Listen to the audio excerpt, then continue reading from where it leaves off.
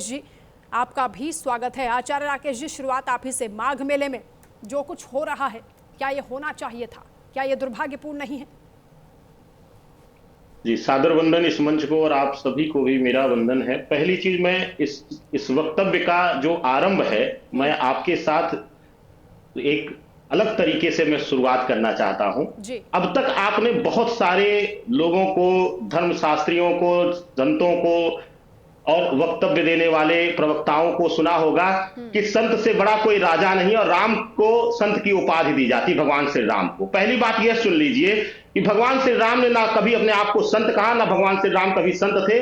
और संत का कार्य संत कर सकता है, राजा का कार्य राजा। तो एक अच्छा संत कभी ना राजा बन सकता है, हाँ राजा राज त्याग करके अच्छा संत जरूर बन सकता है। पहली चीज ये। दूसरी बात, समय समय पर धर्माचार्यों को प्रताड़ित करना, धर्माचार्यों के ऊपर अपने शासन, अपनी जरूरतों के अनुसार पाबंदियां लगाना, उनके ऊपर प्रश्न चिन्ह लगाना, अब सरकारों का यह जो है स्वभाव बन चुका है। अगर जो है वहां पर देखा जाए तो वह जो नियुक्ति है, अब उसका विरोध अखाड़ों को सामूहिक आकर के करना चाहिए, तीनों अन्य शंकराचार्यों को आकर देना। अगर दो शंकराचार्य उनको मान्यता दे रहे हैं और ब्रह्मदंड लेकर के वह पिछले भी महाकुंभ में स्नान कर रहे हैं, और केंद्र सरकार भी उनको शंकराचार्य की उपाधि देकर के सम्मान कर रही है, तो आज सिर्फ अपने निजी स्वार्थ के, अपने अहंकार के लिए उन पर यह प्रश्न चिन्ह उठाना और उनको यह नोटिस देना, उनके पद की गरिमा को अपमानित करना, यह सिर्फ और सिर्फ अहंकार है। और समय के साथ अहंकार जरूर टूटता है, अहंकार का नाश जरूर होता है। रत्नेश मिश्रा जी, हिंदू संस्कार तो सिखाते हैं कि किसी का नाम भी अगर आप पूछेंगे तो उससे कहा जाता है कि आपका शुभ नाम क्या है। एक शंकराचार्य से उसका स्टेटस पूछा जा रहा है और वो शंकराचार्य आरोप लगा रहे हैं कि धमकी दी जा रही 24 घंटे के भीतर। आधी रात को प्रशासन पहुंच जाता है नोटिस थमाने के लिए। ऐसी क्या आपात स्थिति थी? और ये भी सवाल आपसे कि जब वो बताते हैं कि महाकुंभ की पत्रिका में उन्हें शंकराचार्य के रूप में आपकी सरकार ने दिखाया, तो अब सवाल क्यों पूछे जा रहे हैं उनसे? वंदना जी, आपको और सभी साथी पैनलिस्टों को और देश की जनता को मेरी तरफ से जय श्री राम। देखिए वंदना जी, ये मूल विवाद छिड़ा कहाँ से? मौनी अमावस्या के दिन स्नान को ले। और सबसे बड़ी बात कि शंकराचार्य जी को पहली बात तो नियमों का उल्लंघन नहीं करना चाहिए था। उस दिन किसी भी प्रकार के वीआईपी प्रोटोकॉल या किसी भी प्रकार के वीआईपी मूवमेंट पे रोक थी और किसी को भी कोई वीआईपी प्रोटोकॉल नहीं दिया गया था। और शंकराचार्य जी को अगर स्नान करना था तो वो साधारण व्यक्ति जैसे आते वैसे आते और स्नान करते।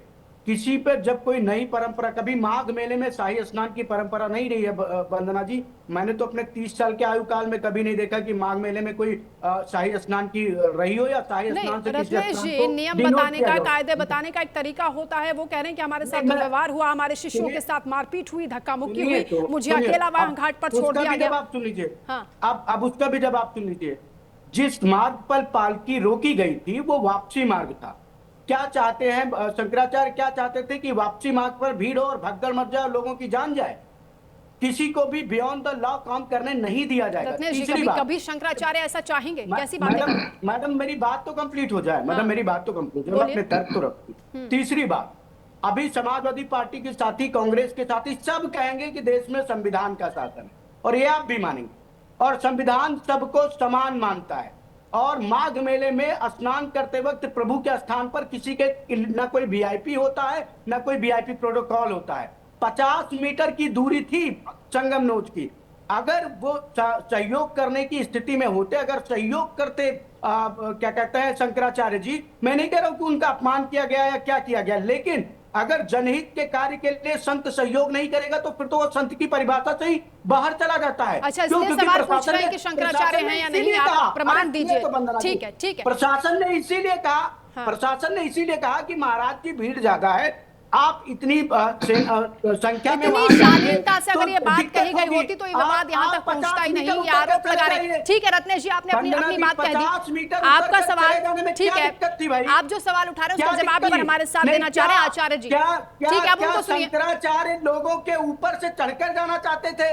नहीं, क्या शंकराचार्य के लिए आप कर रहे हैं ना, के हित कोई मायने नहीं रखते? सनातनियों को उससे भी ठेस पहुंचती है। सुनिए रत्नेश जी, एक सेकंड। आपके अनुयायियों ने आपको, अरे रत्नेश मिश्रा जी सुन लीजिए, सुन लीजिए, सुन लीजिए। अरे रत्नेश मिश्रा जी सुन लीजिए। अब जब महाकुंभ में 4000 लोगों की, जो कि आंकड़ा ही नहीं है, मौत के ऊपर आप लोगों ने तांडव किया, तब आप लोगों को लोगों की चिंता नहीं आई। तब आदि योगी आदित्यनाथ को चिंता नहीं आई। तब जिस संत ने कह दिया कि वहां मोक्ष मिला है, वो आपको ये पूजनीय हो गया। जो कीचड़ में दबके, रत्नेश मिश्रा जो कीचड़ में दबके मर रहा है, उसको जिस संत जो कथावाचक मोक्ष कह रहा है, उसको आप पूजनीय मान रहे हैं। और जो शंकराचार्य की गद्दी पर बैठा हुआ है, उसको आप जो है धिक्कार कर रहे हैं, आप उसको कर रहे हैं। एक सुनिए, एक मंदिर, एक मठ का पुजारी पोरसे का इनॉग्रेशन कर रहा है। आपने माघ मेले को तो वहां पर जो है अय्यासी का अड्डा बना दिया है। वहां पर जो है कार का पूजन हो रहा है, अय्यासी का डिफेंडर का पूजन हो रहा है, उसको आपके योगी आदित्यनाथ जी संत मान रहे हैं। क्या बात करते हैं आप? कौन सी आप धर्माचार्य की बात करते हैं आप? और कौन सा आप धर्म की बात कर रहे हैं आप? आप धर्म की बात कर रहे हैं आप? कर दीजिए सतुआ बाबा का बहिष्कार। आपने हम हर उस किसी का विरोध करेंगे, हम हर उस संत का विरोध करेंगे जो संत के स्वभाव में नहीं है। हम उस हर संत का विरोध करेंगे और हम हर उस व्यक्ति का विरोध करेंगे जो संवैधानिक पद पर रहते हुए जाकर के रोटियां सेक रहा है। और आप ही का मंत्री वहां पर विरोध करता है, आप जाके उसको निकाल दीजिए अपनी सरकार से, जाके निकालिए दम हो तो। अरे आप संतों के ऊपर तो उंगली उठा लेंगे, दम हो तो अपनी सरकार में बैठे हुए लोगों का विरोध करके दिखाइए आप, तो मैं आपको मानूं। क्या बात करते हैं आप छोड़ दीजिए सतुआ बाबा को।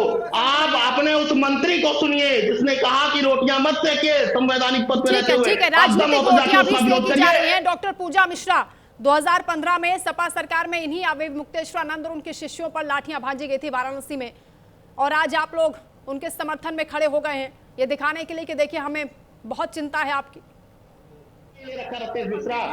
डॉक्टर पूजा मिश्रा, रत्नेश जी रुकिए सर।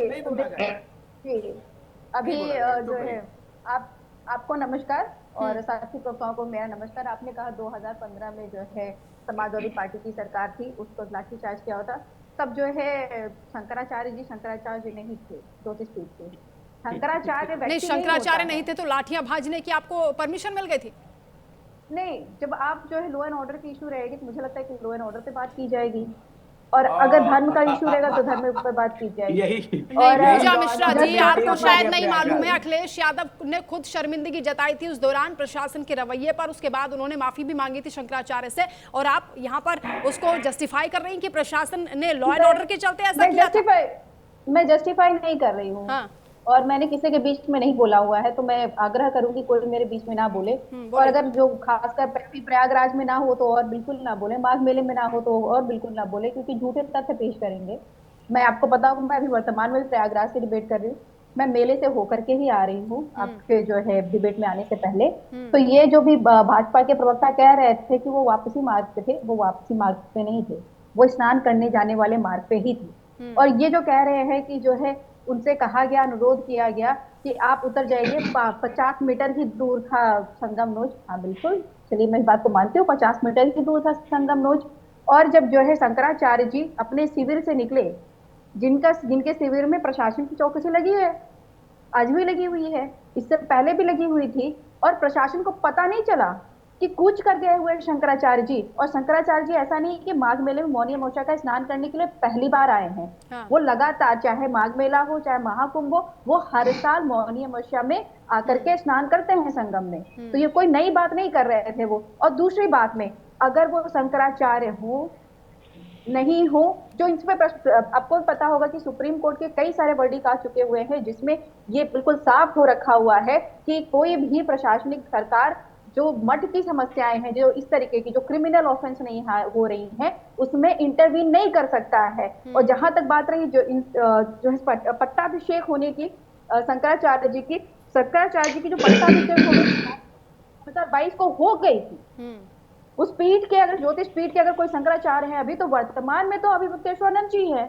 क्योंकि किसी और का पट्टाभिषेक तो नहीं हुआ था, इन्हीं का हुआ था। सुप्रीम कोर्ट ने जब रोक भी लगाई थी तो 17 सितंबर 2022 को लगाई थी। जो प्रोग्राम होता है उस प्रोग्राम पे रोक लगाई थी। इनका पट्टाभिषेक 12 तारीख को हो चुका हुआ था, 12 सितंबर को। और उसके बावजूद भी किसी भी प्रशासनिक अमला को, आप सोचिए माघ मेले में प्रशासन क्यों लगा हुआ है? प्रशासन इसलिए लगा हुआ है कि कोई स्नानार्थी चाह रहा है तो उसको परेशानी ना हो, वो सुचारू रूप से स्नान करके चला जाए। और ये भाजपा के प्रवक्ता कह रहे थे नहीं, वो वहां पे जो है लॉ एंड ऑर्डर को डिस्टर्ब करना चाहते, अगर वो डिस्टर्ब करना चाहते तो 2.5 घंटे रुके रहे, कि जब प्रशासन उन्हें अनुमति देगा जब प्रशासन कहेगा कि हाँ अब आप जा सकते हैं स्नान करने के लिए, मैं तब जाऊंगा। लेकिन प्रशासन उनकी जो पालकी थी यहाँ से वहां, वहां से वहां ऐसे शिफ्ट करते हुए उनको छोड़ दिया। और जो जितने भी जो स्नानार्थी थे मौनी अमावस्या के दिन में जो है गए हुए थे वहां स्नान करने के लिए, जो जैसे कि हम लोगों ने देखा दूर से कि जो है शंकराचार्य जी वहां पे रुके, तो ये लग रहा था कि हो सकता है शंकराचार्य जी स्नान करने के लिए जा रहे हो, तो अभी उनको ऐसे प्रोटोकॉल के तहत में बहुत दुर्भाग्यपूर्ण है। मौनी बात अमावस्या जिसे महास्नान कहा जाता है, श्रद्धालु वहां पर स्नान के लिए पहुंचते हैं संगम नोस पर, और एक शंकराचार्य जो पहले से वहां पर मौजूद हैं वो आरोप लगा रहे हैं कि उन्हें स्नान से वंचित किया गया। इस पर हम बातचीत आगे भी करेंगे, आप रहिएगा हमारे साथ। इस बीच समाजवादी पार्टी के राष्ट्रीय अध्यक्ष अखिलेश यादव ने शंकराचार्य स्वामी अभिमुक्तेश्वरानंद से फोन पर बातचीत की और उनका हालचाल भी जाना है, और दोनों की बातचीत का वीडियो भी सामने आया है जिसमें स्वामी